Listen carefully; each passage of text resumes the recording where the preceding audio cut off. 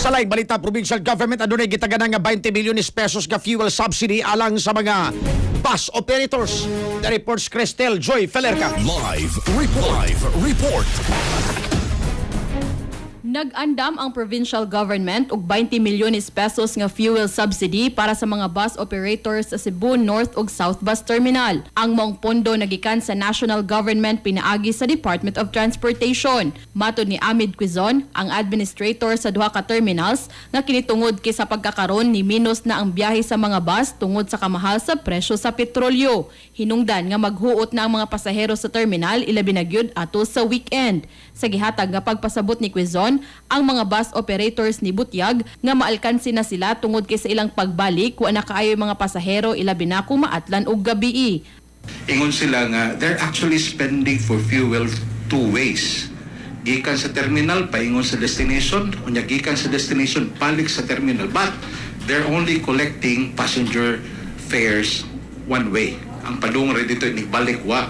So alkansi sila mo nang sagad inig weekend labi na gabi mo biyahe gikan sa terminal paingon nga butang natog sambuan.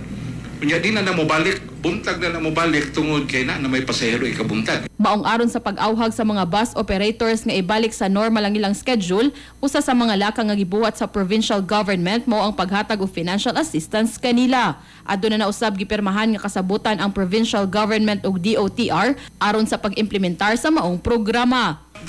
The fuel subsidy, kining tabang pangbiyahe nga idalit sa kagamhanan ngadto sa atong mga bus operators sa probinsya is good. Why? Because mohatag man og financial assistance ang gobyerno ngadto nila to ensure nga nagibiyahe para sa mga pasahero every 20 minutes from 5 a.m. to 12 midnight. Ato sa weekdays, ang North Bus Terminal adunay tag 2,000 ka mga pasahero matag adlaw, samtang kung weekends halos modoble ang gidaganon sa mga pasahero. Samtang sa South Bus Terminal, 7,000 ka mga pasahero matag adlaw kung weekdays, samtang moabot og 11,000 kung Sabado ug Domingo.